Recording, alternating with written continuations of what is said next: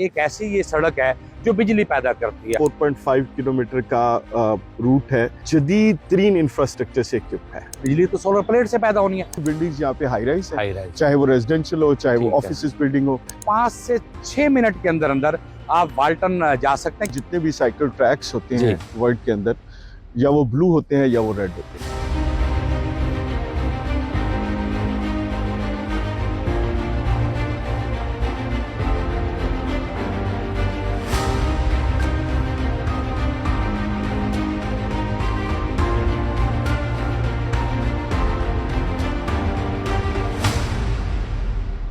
अस्सलाम वालेकुम, मैं हूं आमिर नवीद चौधरी और आप देख रहे हैं एक्सप्रेस न्यूज़। इस वक्त हम मौजूद हैं कलमा चौक के साथ वाक़ सेंट्रल बिजनेस डिस्ट्रिक्ट की एंट्री पॉइंट पर।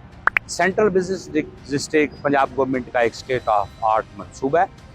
CBD में जहां पर हाई राइज बिल्डिंग्स बननी है, दीगर चीज़ें बननी है, लेकिन सबसे अहम जो यहाँ पर बात की जा रही है वो रूट 47 है कि रूट 47 एक 4.5 किलोमीटर तवील एक सड़क है, जिसमें 1 किलोमीटर तवील फ्लाईओवर शामिल है।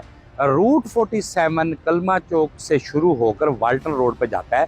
सूरत हाल ये है कि लाहौर में जहाँ पर दीगर मसाइल है, वहाँ पर ट्रैफिक एक बड़ा इशू है कि ट्रैफिक जाम रहना मुख्तलिफ रूट्स पर वो एक मामूल की बात बन चुकी है। अब CBD के रूट 47 से जो 4.5 किलोमीटर है, जो कलमा चौक को लिंक करेगा वाल्टन के साथ, ये देखें कि ये फिरोजपुर रोड सामने हमारे साथ किनार रोड पे, यहाँ मेन बुलेवार्ड गुलबर्ग से जा सकते हैं और CBD के बाप डिस्ट्रिक्ट पे हम इस सड़क से जाएंगे। साथ CBD का फेज़ 1 और 2 है। जिस पॉइंट पे हम खड़े हैं, यहाँ से ये 4.5 किलोमीटर तवील जो है सड़क शुरू होती है, जिसमें फ्लाईओवर भी एक शामिल है।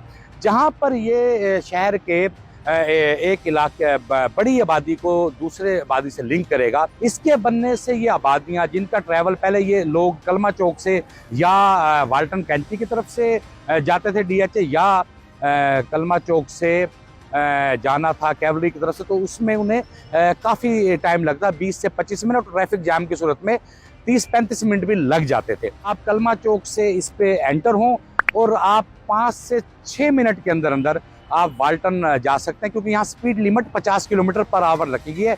जो रूट 47 है, इस पर कहा जा रहा है कि एक ऐसी ये सड़क है जो बिजली पैदा करती है। हम मुख्तलिफ मीडियम्स पे देख रहे हैं जो बिजली पैदा करी सड़क। अब देखना ये है कि सड़क किस तरह बिजली पैदा कर सकती है, कि क्योंकि अफवाहें हैं कि सड़क से बिजली पैदा की जा रही है। इस सड़क से तो बिजली तो सोलर प्लेट से पैदा होनी है। CBD के रूट 47 के 0 पॉइंट पर हम मौजूद है, जो यहाँ कलमा चौक से शुरू हो रहा है।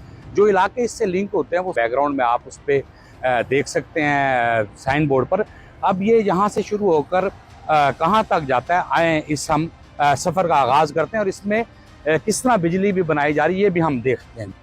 CBD के रूट 47 पर यहाँ से हम अपने सफ़र का आगाज़ करते हैं। 0 पॉइंट है और यहाँ से ये देखते हैं कि 4.5 किलोमीटर तवील इस रूट 47 की इनफरादियत क्या है, इस और इसके इर्द गिर्द क्या क्या है, और रूट 47 क्या इनफरादियत रखता है अपने आप में, और इससे किस तरह जो है शहर की ट्रैफिक पर बेहतरी इसमें आएगी सिस्टम में। CBD के रूट 47 के फ्लाईओवर पे एंटर हो चुके हैं।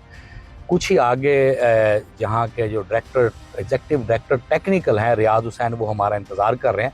उनसे हम इस प्रोजेक्ट के बारे में पूछेंगे, ये सड़क किस तरह मुनफरिद है और यहाँ पे किस तरह ये बिजली पैदा करेगी और इसकी अहमियत शहर की ट्रैफिक के लिए क्या है, अब इसकी क्या तफसीलात हैं, इसकी क्या कास्ट है प्रोजेक्ट की, और इसके के फेंस का क्या मकसद था, इसका नाम 47 रूट क्यों रखा गया।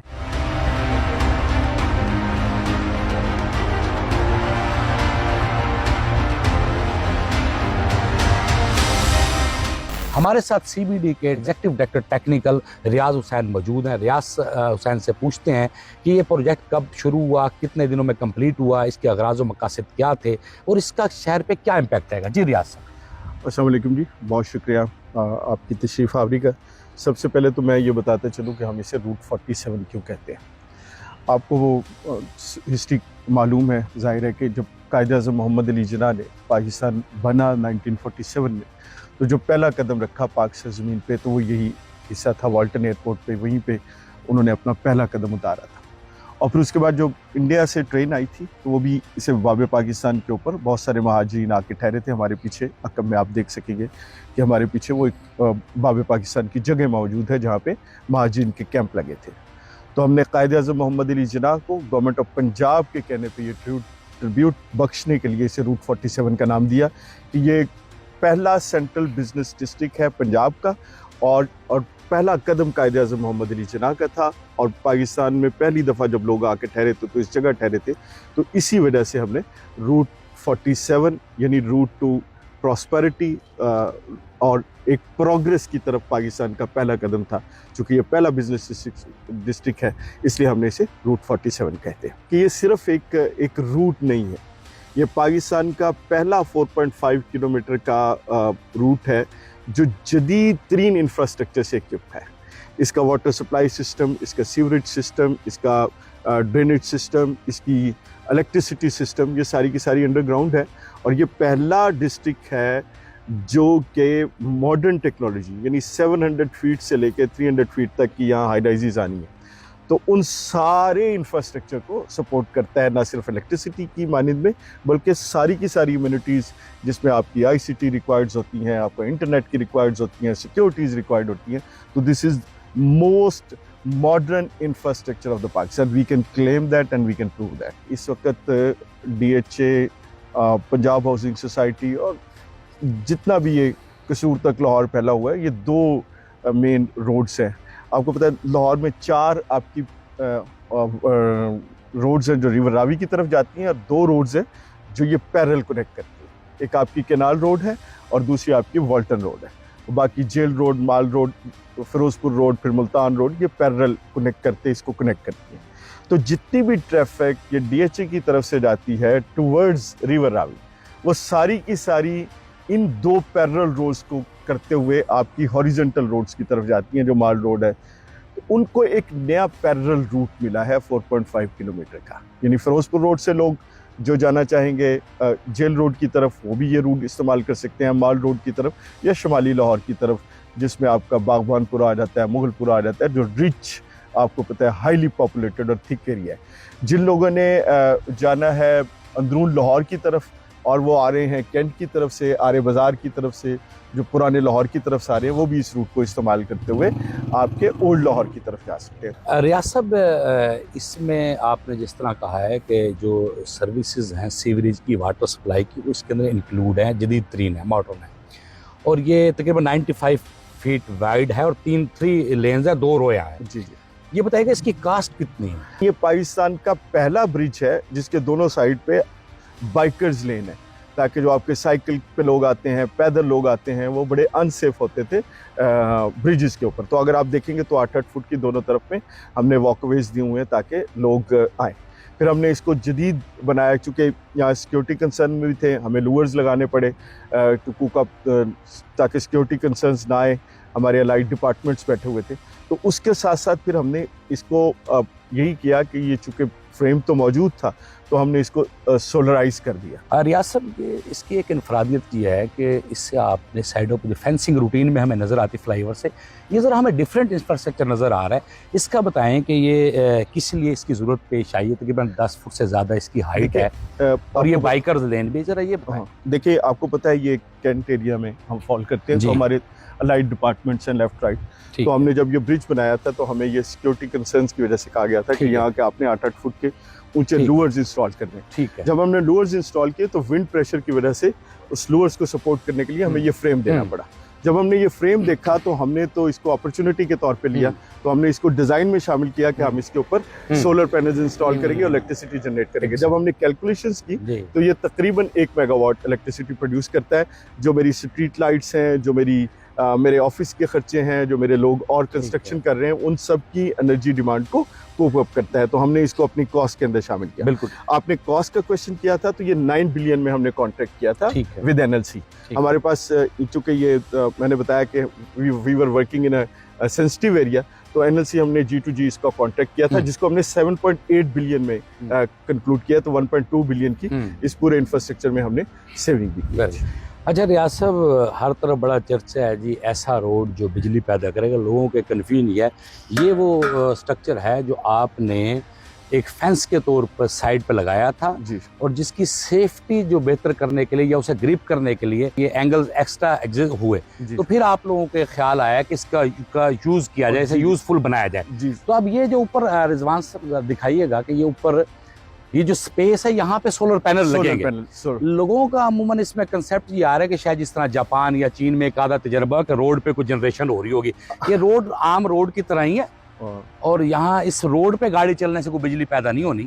ये जो स्ट्रक्चर लगा हुआ है इस पे सोलर प्लेटें लगेंगी तो तब बिजली पैदा होगी। सिर्फ यही नहीं जी, जितने वॉकवेज हैं दे शुड बी शेडेड, ताकि लोग आराम से गर्मियों के अंदर भी कर एग्जैक्टली आप तो वो शेड करने के लिए भी हम इसको सोलर पैनल के साथ मुज़य्यन बिल्कुल करेंगे। और एस्टिमेटेड है कि 3 से 5 मेगावाट बिल्कुल अब ये मल्टीपर्पज हो गया। और दूसरी बात, और रियासत भी अब बताए कि ये जो जनरेशन इसकी है ये इस प्रोजेक्ट की कास्ट का हिस्सा है 7.8 और ऑपरेशनल करके दिया जाएगा। 7.8 बिलियन के अंदर इंक्लूड है। जो फ्लाईओवर है इसकी लेंथ कितनी है? 4.5 का टोटल है ना, ये एलिवेटेड एरिया के ये 1 किलोमीटर का जो आपका Elevated ब्रिज है। है, ऑलमोस्ट कुछ प्लस माइनस 980 मीटर है मेरा ख्याल, प्रिसाइजली अगर मैं बात करूं ठीक है। 980 मीटर इसकी लेंथ है, और ये सबसे हाई ब्रिज है। ये ML1 यहाँ से गुजर रही है तो इसकी हाइट भी सबसे ज़्यादा है।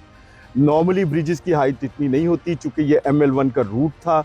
जब हम रेलवे के पास गए तो हमें ये ऊंचा जाना पड़ा, इसलिए इसकी रैंप्स की लेंथ भी ज़्यादा है बिकॉज ऑफ द हाइट। ये मेरा ख्याल 16 मीटर मतलब ये हाईएस्ट भी है हाईएस्ट भी है जी, और विड्थ भी इसकी width भी एक्स्ट्रा है क्योंकि इसमें extra- बाइकर लेन्स biker भी lanes। ऐड है।